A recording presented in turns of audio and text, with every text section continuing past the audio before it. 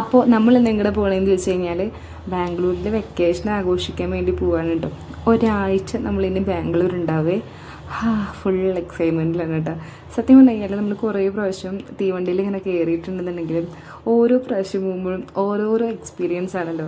എനിക്കിത് ഭയങ്കര ഇഷ്ടമുള്ളൊരു കാര്യമാണ്. പിന്നെ ഫ്ലൈറ്റിൽ കയറാനുള്ള യോഗമൊന്നും കിട്ടിയിട്ടില്ല, കിട്ടുമായിരിക്കില്ലേ. അത് കാരണം കൊണ്ട് നമ്മൾ ട്രെയിനിൽ ഇതാണല്ലോ കുറച്ചുകൂടി ബഡ്ജറ്റ് ഫ്രണ്ട്ലി ആയിട്ടുള്ള ഒരു യാത്ര എന്ന് പറയുന്നത്. പിന്നെ കുറച്ചുകൂടി ഈസിയാണ് നമുക്ക് ഇരിക്കാനും എല്ലാത്തിനൊക്കെ. അങ്ങനെ നമ്മൾ ട്രെയിൻ കയറാൻ നിൽക്കുകയാണ് കേട്ടോ. ഇപ്പോൾ ഞാൻ തക്കടും ചേട്ടനും മാത്രം നേരത്തെ എത്തിയിട്ടുള്ളൂ. അമ്മാമ്മയും പിള്ളേരൊന്നും എത്തിയിട്ടില്ല കേട്ടോ. എൻ്റെ ഏട്ടയിൽ ഇവൻ കിടന്ന് ഓടണം കണ്ട. അയ്യോ ഈ പ്ലാറ്റ്ഫോം മൊത്തം അവൻ്റെ അപ്പൻ്റെ വകയാണെന്ന് അവൻ വിചാരിച്ചിരുന്നത്. അങ്ങനെ അതേ നമ്മൾ അച്ഛനെയും പിള്ളേരനൊക്കെ എത്തി കണ്ടുപിടിച്ചിട്ടോ. യെസ്, എല്ലാവരെയും കൂടിയിട്ട് വീഡിയോ എടുത്തു. അവസാനം നമ്മൾ ട്രെയിനിൻ്റെ ഉള്ളിൽ കയറിയിരിക്കുകയാണ്. കയറി അപ്പം തന്നെ അവൻ ഉറങ്ങാൻ തുടങ്ങി കേട്ടോ. കാരണം ഇന്നലെ വൈകുന്നേരം 1 മണിയാകുമ്പോൾ ഉറങ്ങിയിട്ട് ഇന്ന് രാവിലെ 6 മണിക്ക് അവൻ എഴുന്നേറ്റിട്ടുണ്ട് കേട്ടോ. അങ്ങനെ ഒരു സൈഡിൽ നിന്ന് പിള്ളേർ അവരുടെ തീറ്റയും തുടങ്ങിയിട്ടുണ്ട്.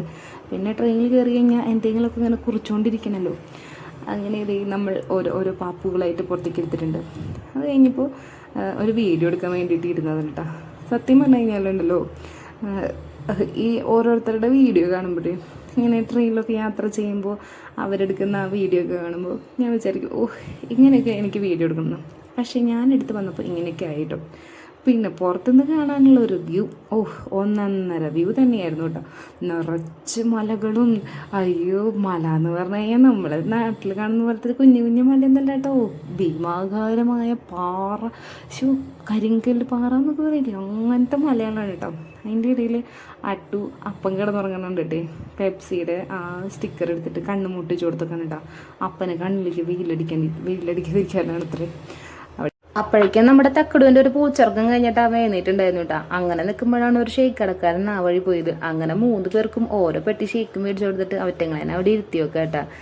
ഇനി നമ്മുടെ തക്കടുവിൻ്റെ അംഗം വിട്ട് ഇവിടെ തുടങ്ങിയിട്ട മക്കളെ. ഒന്നെങ്കിൽ കളരിക്ക് പുറത്ത്, അല്ലെങ്കിൽ ആശാൻ്റെ നെഞ്ചത്ത്. അങ്ങനെയാണ് നമ്മുടെ തക്കടുവിൻ്റെ ഒരു തിയറി വരുന്നത് കേട്ടോ. അതേ കണ്ടില്ലേ. പിന്നെ ചേട്ടൻ കൂടെയുള്ളപ്പോൾ യാത്ര ചെയ്യാൻ നല്ല എളുപ്പം. എല്ലാ പിള്ളേരും ചേട്ടൻ്റെ നെഞ്ചത്തേക്ക് ഇങ്ങോട്ട് കയറിക്കോളും. നമ്മളത്രയും നേരം ഫ്രീ ആയിട്ടിരിക്കാൻ പറ്റൂട്ടോ. കണ്ടില്ലേ എന്തുട്ടാലേ.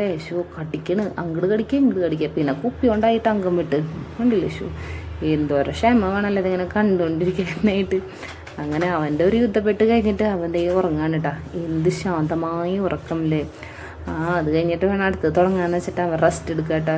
വേണ്ടില്ലേ. ഇനി അപ്പൻ്റെ നെഞ്ചത്തിനെയാ പാവം ചേട്ടൻ. പിന്നെ വിചാരിക്കും സാരല്ലേ, ഞങ്ങൾ അനുഭവിക്കട്ടെ എന്ന്. ഒരു ദിവസമൊക്കെ അല്ലേ പിള്ളേരെ നോക്കണുള്ളൂ. പിന്നെ ഇതൊക്കെ കാണുമ്പോൾ നമ്മൾ വിചാരിക്കും നമ്മുടെ കടാവ് മാത്രമൊന്നുമല്ലല്ലോ, അമലാക്കോളിൻ്റെ കടാവും ഇങ്ങനെ തന്നെയാണല്ലോ എന്നുള്ളത്. അതാലോചിക്കുമ്പോൾ എന്തൊരു സമാധാനം എന്നറിയോ. പിന്നെ ഇത് നമ്മുടെ കൂടിയുണ്ടായിരുന്ന പയ്യനാണ് കേട്ടോ. പാവം ചെക്കനാണ് കേട്ടോ. എനിക്ക് ഭയങ്കര ഇഷ്ടമായി. നമ്മുടെ ഉണ്ണിയുടെ പോലൊക്കെ തന്നെ നമുക്ക് തോന്നും. പിന്നെ കുറുമ്പ് സഹിക്കാൻ പറ്റാണ്ടായപ്പോൾ നമ്മൾ എന്ത് ചെയ്തു, അവനതേ ബാഗുകൾ വിൽക്കണ റാക്കിൻ്റെ മുകളിൽ കയറ്റി എത്തിയിട്ടോ. ഈ ബുദ്ധി എന്താ നേരത്തെ തോന്നാതെന്നാണ് ഞാൻ ആലോചിക്കണേ. എന്തടങ്ങി ഒതുങ്ങിയിട്ടായിരിക്കണേ. ഒരു പ്രശ്നവുമില്ല. ഇത് ആദ്യമേ ചെയ്താൽ മതിയായിരുന്നു. ഇതെന്തേ നേരത്തെ തോന്നാഞ്ഞേ ദാസാന്നായി. പിന്നെ അവനോടൊരു ഹായ് കാണിക്കാൻ പറയുന്നുണ്ട് കേട്ടോ. സത്യം പറഞ്ഞാൽ അവൻ്റെ പേരെന്താണെന്ന് ചോദിക്കാൻ മറന്നുപോയി ഗൈസ്. അങ്ങനെ നമ്മൾ ബാംഗ്ലൂർ ട്രെയിനൊക്കെ ഇറങ്ങിയിട്ടുണ്ട് കേട്ടോ. ഇനി നമുക്ക് മെട്രോ വിളിച്ചിട്ട് വേണം തിരിച്ചു പോകാനായിട്ട്. മെട്രോ കയറിയപ്പോഴാണല്ലോ ദൈവമേരി കണ്ടില്ലേ, ഇത് പിടിച്ചൊക്കെ വലിക്കുകയാണ് ഗൈസ്. പാവം ചേട്ടല്ലേ. അങ്ങനെ ഒരു വിധത്തിലേ നമ്മൾ മെട്രോ അവിടെ നിന്ന് ഇറങ്ങിയിട്ടുണ്ട്.